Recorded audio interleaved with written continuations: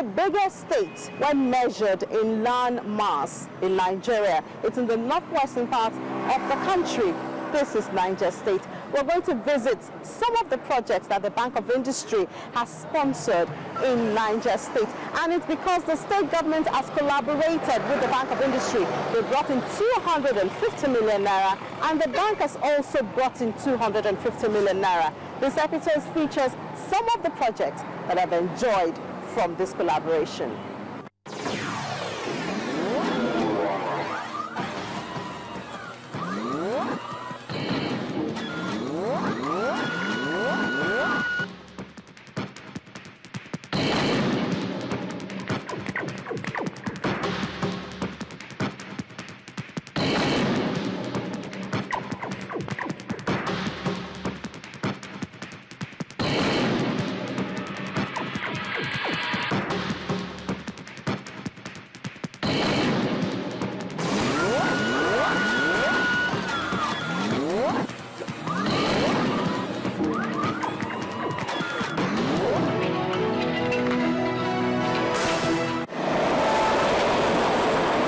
Over 76,000 kilometers square land area holds the 25 local government areas of Niger State.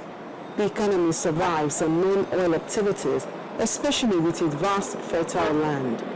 Its potential in agriculture is enhanced by the weather, which favors crops like rice, melon, cassava, groundnuts, and yam, to mention but a few. Some of these crops can even be grown twice in 1 year. In turning the potential to economic impact, the government has not just encouraged its indigents and indeed residents who are non-indigents to engage in agricultural produce, but provided incentive for manufacturers who can add value to the crops. That's the reason for the partnership with the Bank of Industry, and subsequently, Niger State residents are better for it. I'm on the premises of the BOI Ventures in Mina, Niger State. In this place, they turn cornstarch into custard, the custard that a lot of Nigerians like to take, especially for breakfast and dinner. Now, in here, they've been doing this for 4 years now, and 4 indigents of Niger State earn their livings from here. So we're going to go in and find out how they do their work.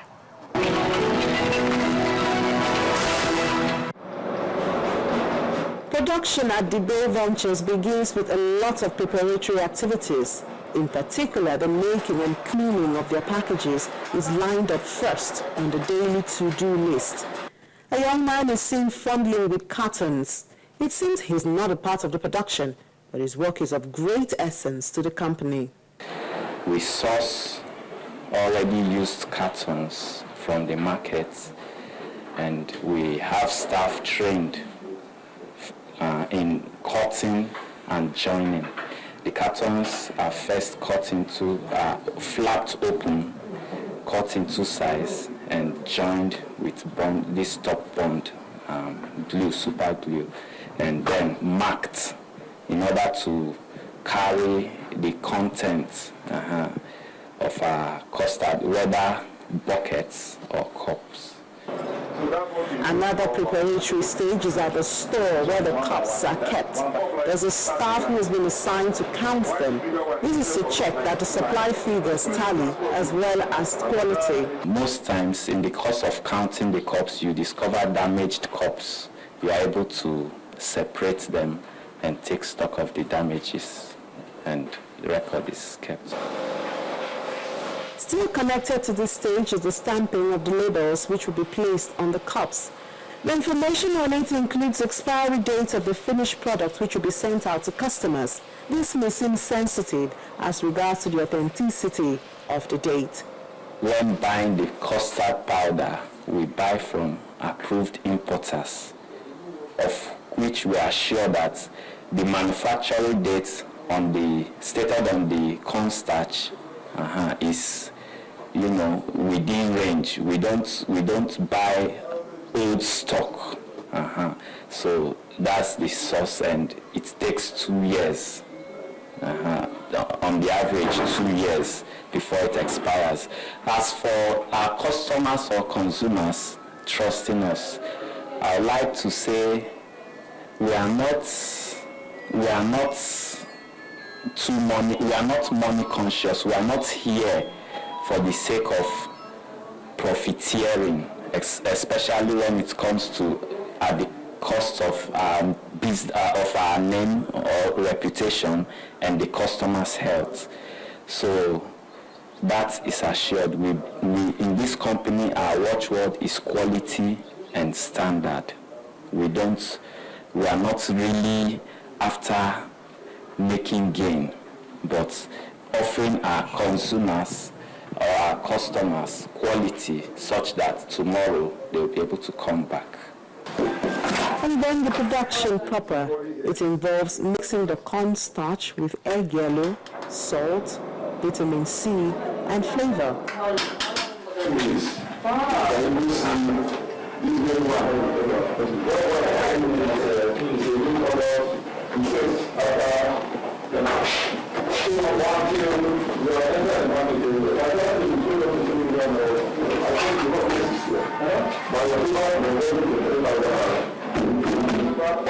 All poured in the mixer, it's left for 15 minutes for thorough mixing.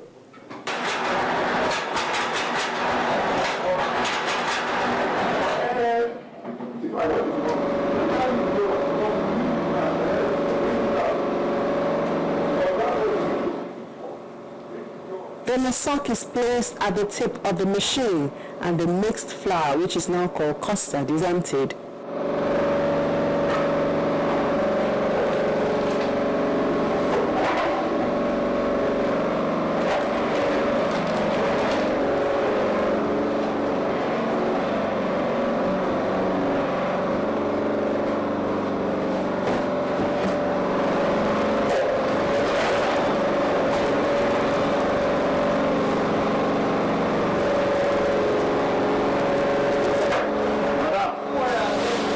From here, the objects of preparation come into play. The cups first, depending on the products being packaged. Either the cups or buckets are packaged with the flour.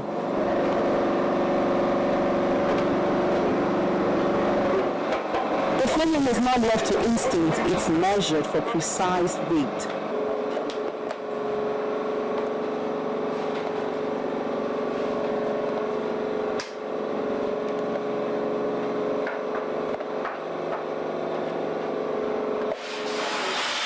Presentation of the pack is very important. It's cleaned,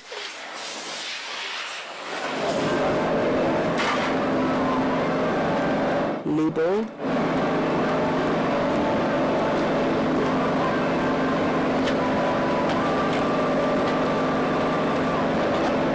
and then packed. Mr. Akwu tells us that there are many others involved in this same business.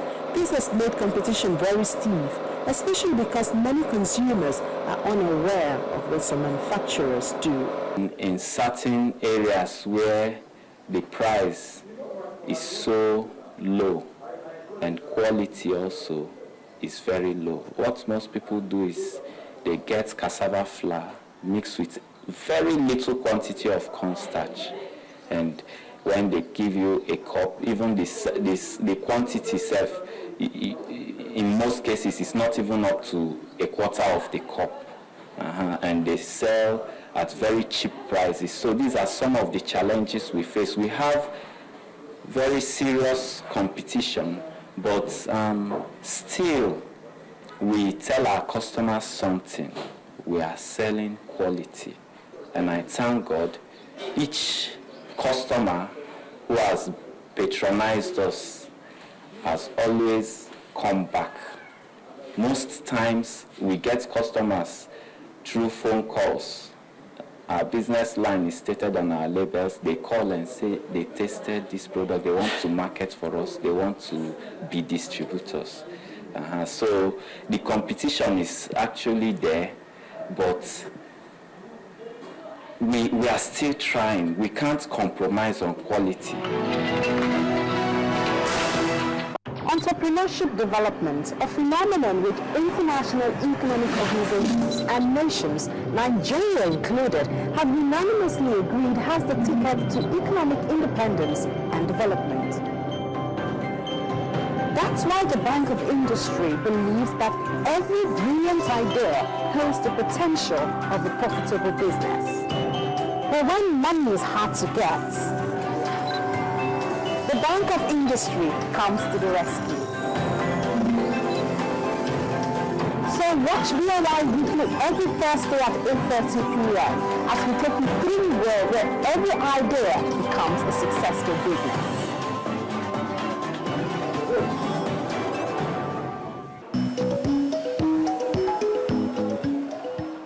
Still in Mina, the Niger State capital, Mr. Jesse Barade, the executive director of Agbadalo Nigeria Limited, has found residing and doing business in his state of origin a fulfilling and beneficial step. At Saunaka Huta area, his business is making of Gari. He tells us that the major production is not on now, just the last part of their Gari processing. Normally, they begin work with the raw material, cassava. We buy cassava from farm, bring to the company, then we process. We peel, then grate it, and then we process it as we allow it to stay for 2 or 3 days. That is to allow fermentation. Then from there we can fry and it become Gari.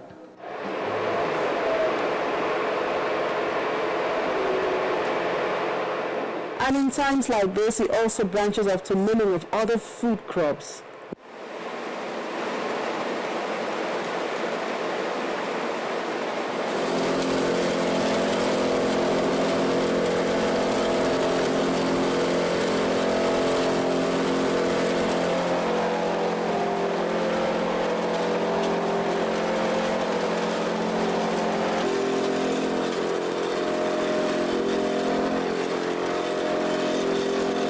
This he does with the assistance of his daughters.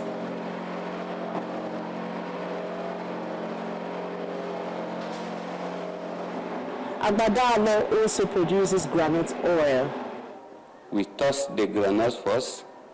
After toasting, then we take it to the machine. In the machine, we grind it, and then when at the process of grinding it, the oil will come out, and then the oil will move from the first machine to filter. From there, it is taken to where we will heat it for some number of hours. From there, it becomes oil.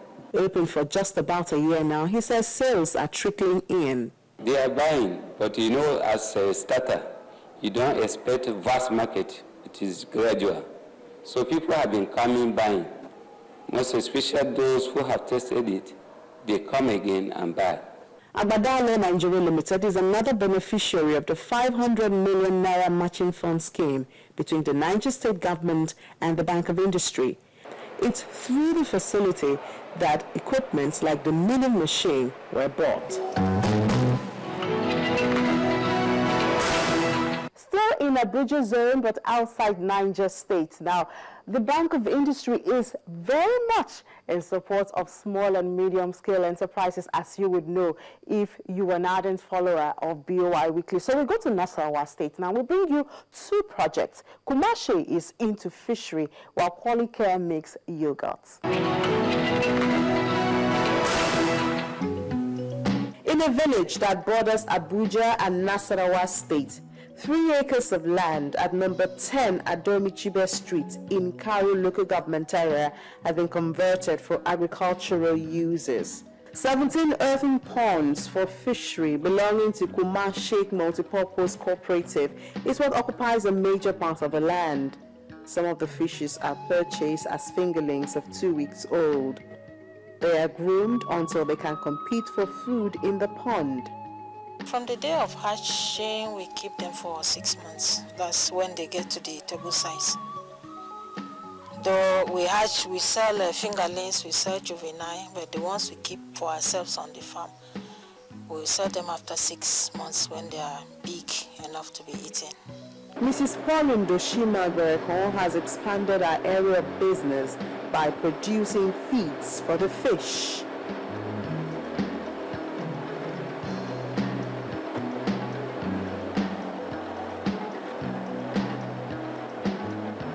We are producing our fish too, thanks to Bank of Industry, who came to put a meal on the farm for us, which makes a lot of things easier for us. We are paying less for the feed. And then livestock, when you're keeping livestock, the bulk of the production, the bulk of the money goes to feed. So when they came and set up this meal on the farm for us, like finished feeds we used to buy 2,600 to 800. When we produce on our own, the cost of one bag is around 2,000 to 2,100 naira. And then for the fish feed too, the finished